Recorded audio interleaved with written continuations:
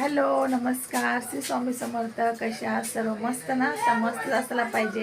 म्हणजे एका नवीन ब्लॉगमध्ये गोड ताईंचे मैत्रिणीचे ताईंना मनापासून खूप खूप स्वागत आहे. आज आहे बुधवार. बुधवारचं संध्याकाळचं रुटीन आहे. तर आता स्वयंपाक वगैरे करायचं आहे. तर आता मी चालले आहे बाजारामध्ये. तर भाजी वगैरे त्यांनी सर्व आणून दिलेले आहे. वांगे वगैरे आणलेले. आज वांग्याची मस्त अशी म्हणले कालवण कर. पण मी असं विचार केला की आज बुधवार आहे, म्हणले आज काहीतरी नॉनव्हेज करावा, कारण की दीदी पण आहे. तर उद्या मग गुरुवारी खाणार नाही, त्यामुळे म्हणले चला आजच काहीतरी बनवूया.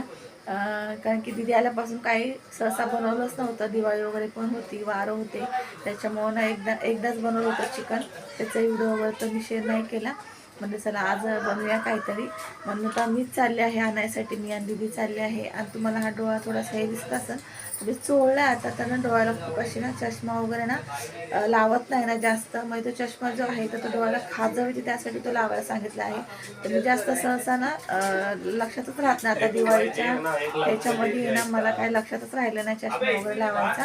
तर माझ्या डोळ्यांना खूप त्रास व्हायला लागला आता.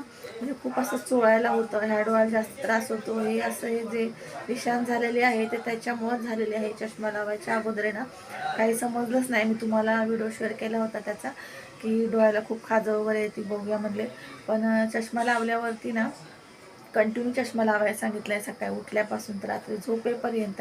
फक्त झोपता वेळेसच काढायला सांगितलं. पण ज्यावेळेस म्हणजे कामं वगैरे असतात जास्त, जसे दिवाळी वगैरे होती तर जास्त कामं गडबड, बाहेर जाणं हे ते, त्याच्यामुळं ना मला 5-6 दिवस तर ना चष्मा लावायला वेळच नाही भेटला. जेवढा रात्री झोपता वेळेस म्हणजे मोबाईल हातात घेईन तेवढ्या वेळेस चष्मा तो 15-20 मिनटं की अर्धा एक तास तेवढा वेळेस लावलेला आहे. त्याच्यामुळे आता डोळ्यांना खूप त्रास होत आहे. माझ्या डोळ्यांना खूप अशी खाजं वगैरे येत आहे. त्याच्यामुळे तुम्हाला डोळ्यांना थोडासा इथं हे झाल्यासारखं वाटत असेल, कारण मी आता चोळलाय, खूप चोळलाय. त्याच्यामुळे हा प्रॉब्लेम होतो. असो चला. तर मग आता आहे ना आणि केसांनाही तेल लावलं होतं मी. तेल म्हणजे तेल वगैरे म्हणजे केस आता उद्या धुणार आहे. सहसा गुरुवारची धुत नाही, पण आता उद्या धुणार आहे. आणि काल मी म्हणजे आजच धुवायचं होतं, पण आज वेळच नाही भेटला धुवायला. तर इकडे नाही लावलं तेल. तर मी तेल पण नाही लावलं. मी टी ट्री ऑइल लावलेलं आहे. तर टी ट्री ऑइल पण केसांसाठी खूप चांगलं आहे. तर टी ट्री ऑइल लावलेलं आहे. तर मी फक्त इथं वरतीच लावलं होतं, म्हणून शेंड्यांना लावलं होतं. तर टी ट्री ऑइल तुम्ही नेटवर सर्च करून बघा, खूप उपयोगी आहे. Tea tree oil, lavender essence oil, असे जे ऑइल आहे, रोजमेरी ऑइल, हे खूप आपल्या केसांसाठी गुणकारी आहेत. केसांच्या वाढीसाठी, केसांचे काही जे प्रॉब्लेम असेल त्याच्यासाठी. तर मी असे भरपूर सारे ऑइल आणले. फक्त इसेन्शियल ऑइल घेतलेले आहेत. फक्त रोजमेरी ऑइल मी आणलेलं नाही. बाकी सगळे ऑइल माझ्याकडे आहेत. तर टी ट्री ऑइल तुम्हाला दाखवते पण मी. तर हे बघू शकताय, तुम्हाला दाखवते. हे आहे लव्हेंडर इसेन्स ऑइल, उलटं दिसत आहे. आणि हे आहे टी ट्री ऑइल. हे टी ट्री ऑइल आहे, बघू शकताय.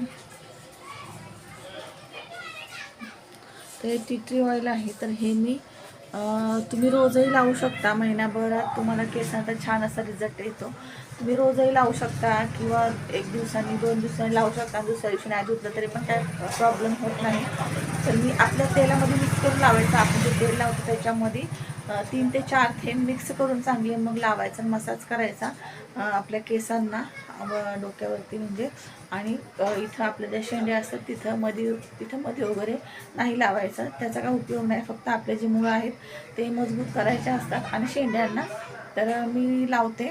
टी ट्री ऑइल आणल्यापासून मी लावते, त्यासाठीच मी आणलेलं आहे. त्याने आपल्याला केस चांगले निरोगी होतात आणि त्याचे खूप सारे फायदे आहेत. तुम्ही नेटवर सर्च करून बघा. टी ट्री ऑइलचे खूप सारे फायदे. तुम्ही फेसला सुद्धा यूज करू शकता. जर तुम्हाला पिंपल्स असेल तर खोबरे तेलामध्ये त्याचे 3 ते 4 थेंब मिक्स करून 5 दिवस लावायचं, 5 ते 7 दिवस. त्याच्यामध्ये तुमचे पिंपल्स कमी होतात. बारीक बारीक फेसवर दाणे वगैरे येत असं ना, ते सुद्धा कमी होण्यास मदत होती. तर तुम्ही अशा प्रकारे फेसला सुद्धा यूज करू शकता आणि केसांना सुद्धा. हे दोन्ही म्हणजे स्किनला आणि आपल्या केसांना असं दोन्ही ठिकाणी हे यूज होतं ऑइल. आणि हे जास्त आपल्याला हे जास्त आपल्याला टाकायचं नसतं, कारण की इसेन्शियल ऑइल आहे हे. त्याच्यामुळे हे खूप स्ट्रॉंग आहे. याचं स्मेल आहे तोही खूप स्ट्रॉंग आहे. तर हे तुम्ही लावू शकता. आणि लव्हेंडर इसेन्स ऑइल एक आहे माझ्याकडं, जे आता तुम्हाला दाखवलं त्याच्यामधलं छोटं, तर ते सुद्धा आहे ना आपण आपले जर कान वगैरे दुखत असेल, डोकं वगैरे दुखत असेल तर त्या ठिकाणी आपण लावू शकतो. ते छोटं आहे, छोटी बॉटल आहे ती, ते वेगळं आहे आणि हे वेगळं आहे. तर अशा प्रकारे आहेत. तर मी माझे कान वगैरे तुम्हाला गेल्या वेळेस सांगितलं की कान वगैरे दुखत होते ना, तर मी कानाला लावलं होतं गेल्या वेळेस. तर माझा कान वगैरे पण दुखायचं थांबला ज्यावेळेस आपलं डोकं वगैरे दुखतं ना. नाही हा घे 30चे घे. ज्यावेळेस आपलं डोकं वगैरे दुखतं ना त्यावेळेसही आपण हे लावू शकतो. Essence lavender essences oil. तर थोडंसं लावायचं असतं, जास्त डोळ्याला वगैरे लागू द्यायचं नाही. असं तर थोडक्यात तुम्हाला एक माहिती सांगितलेली आहे. आणि आता मी चालली आहे बाजारात आल्यावर तुम्हाला दाखवते काय काय आणलं काय काय नाही. थोडीशी रेसिपीसुद्धा शेअर करते.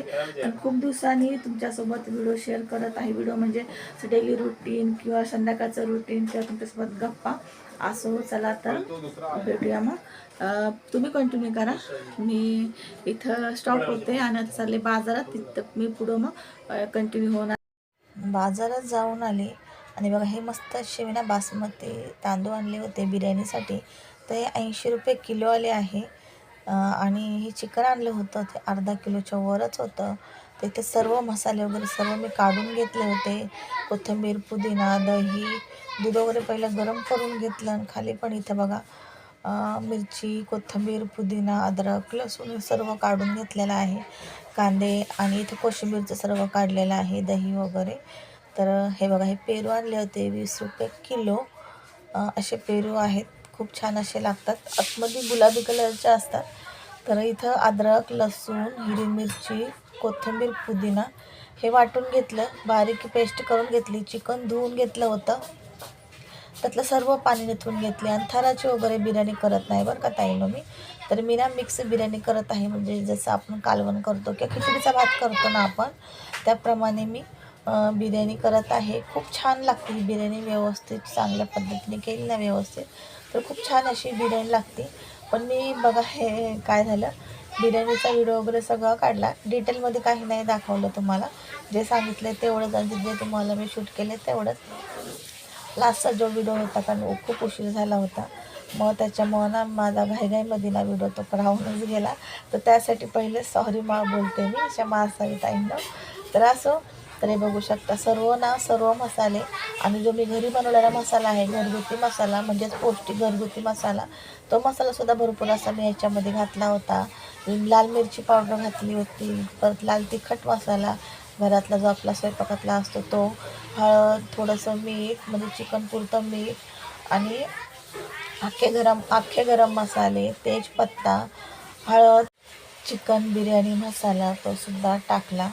आणि दही घातलं 1 वाटी, अद्रक, लसूण, हिरवी मिरचीची पेस्ट आणि सर्व टाकून छान असं मिक्स करून घेतलं.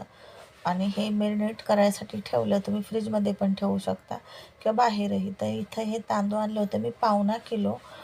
चिकन अर्धा किलोच्या वर होतं, त्याच्यामुळं मी म्हणले फक्त बिर्याणीसाठीच आणले होते हे तांदूळ. तर हे मोजून घेत आहे मी, कारण होते 1.25 किलो, पण ग्लासाने मोजले म्हणजे मीठ वगैरे टाकायला बरं पडतं. कारण की मी 1 ग्लास जो तांदूळाचा आहे तर 1 ग्लासला 1 चम्मच मीठ टाकते, म्हणजे जे माझ्या मिठाच्या डब्यातलं मीठ आहे ते. तर त्या हिशोबाने मी तांदूळ मोजून घेते कधी पण, म्हणजे बरोबर मीठ आपलं परफेक्ट प्रमाणात पडतं. तर इथं ना 3.5 ग्लास तांदूळ होते, तर 1.25 किलो होते म्हणजे 3.5 ग्लास मोजल्यावरती. तर ते मी स्वच्छ साफ करून धुवून घेतले चांगले 3 पाण्याने. आणि दोन्ही पण तांदूळ पण भिजत ठेवलेत आणि चिकनसुद्धा मॅरिनेटसाठी ठेवलेलं आहे. तर इथं बघा टोप गरम केला चांगला, त्याच्यामध्ये ना तेल घातलं आहे. भरपूर असं तेल घालायचं आहे आपल्याला. इथं ना तेलाची अजिबात कंजूसी करायची नाही. तर बाहेरून ताईंनो मुलांचा खूप आवाज आहे, मुलं ओरडत आहेत लहान लहान, सॉरी त्यासाठी. तर इथे बघा मस्त असं तेल घातलेलं भरपूर असं. आणि इथं कांदा बारीक उभा पातळ असा कांदा कापून घेतला आहे. कांदा लाल होईपर्यंत टमॅटो कापून घेतला आहे. टमॅटो पण भरपूर असे नाही टाकायचे, जसे आपण थराच्या बिर्याणी टाकतो तसे अंदाजानेच टाकायचे आहेत. तर जास्त टाकल्यावर काय होतं, बिर्याणी आंबट पण होते, कारण आपण दही पण घालतो. आणि मग दुसऱ्या दिवशी पण बिर्याणी राहते बघा, आपण जास्तच करतो, मग दुसऱ्या दिवशी लवकर खराब होते, असा वास येतो सकाळीच. त्याच्यामुळं ना टॅमॅटो ना बिर्याणीमध्ये कधी पण कमीच घाला. आणि जर तुम्ही थराची करत असाल ना तर तुम्हाला वाटत असेल जास्त घालावं तुम्ही घालू शकता, पण मी सहसा बिर्याणीमध्ये टॅमॅटो जास्त घालतच नाही. तुम्ही बघितलं किती घातलं आहे. आणि छान असं कांदा लाल होत आला का त्यात टॅमॅटो घालायचा आहे. म्हणजे कांद्यासोबत टॅमॅटो हे छान असा गाळ होतो आणि एकजीव होतो. आणि जे मसाले ठेवलेले सगळे ते घातलेले आहेत. कोथिंबीर, पुदिना तोसुद्धा मी बारीक कटसुद्धा केला होता, तोसुद्धा घातलेला आहे. आणि छान एकजीव हा मसाला होऊ द्यायचा बारीक गॅसवर झाकण ठेवून. खूप छान असा मसाला तयार होतो हा. तुम्ही अशाच प्रकारे ना सुक्कं चिकनसुद्धा करू शकता. पुढं तुम्हाला दिसेलच कशा प्रकारे झालं. तर मी सुक्कं चिकनसुद्धा थोडं केलं होतं, ह्यातलंच थोडंसं काढून ठेवलेलं.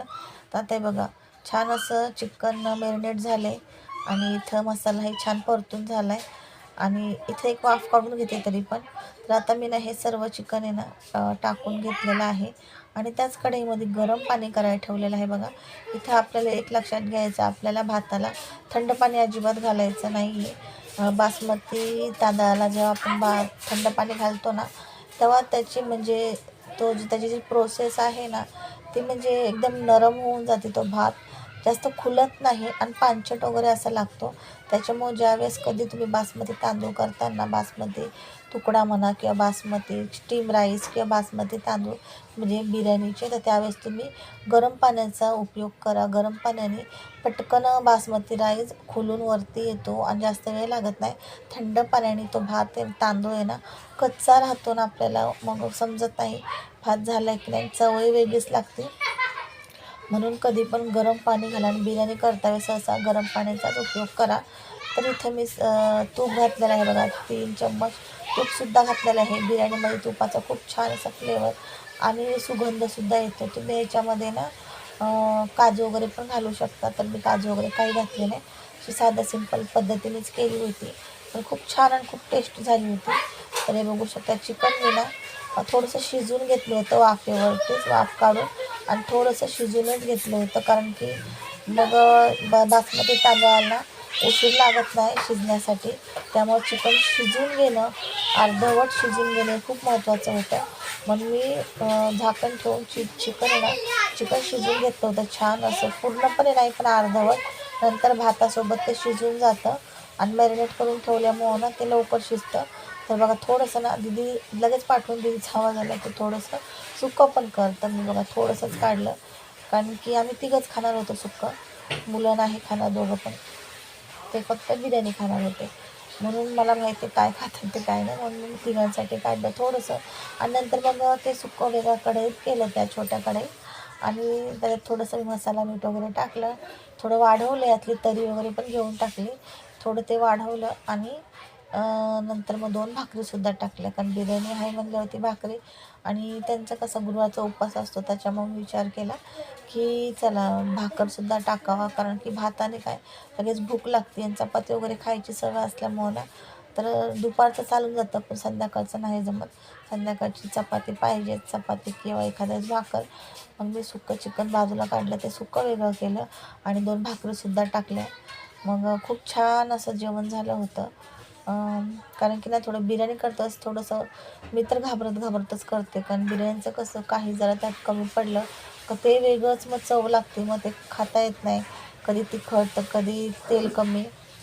त्याच्यामुळं ना बिर्याणी वगैरे करता वेळेस भरपूर गोष्टीची काळजी घ्यावी लागते. तेल बरोबर परफेक्ट प्रमाणात झालं पाहिजे, मसाले, कांदा, टॅमॅटो, पाणी, परत त्याच्यामध्ये चिकन कमी असलं तरी चालतं आहे, पण चिकन सहसा कोण खात नाही. चिकन असंच बाजूला राहतं. मुलांना तर माझ्या दोन्ही त्यातला भातच आवडतो, म्हणजे ते बिर्याणीच आवडते फक्त, चिकन वगैरे काही खात नाही. पण मी चिकन कधी पण कमीच घालते, जास्त घालत नाही. जर खाणारे असतील तर तुम्ही जास्त चिकन घालू शकता, मी थोडंफार कमीच घालते.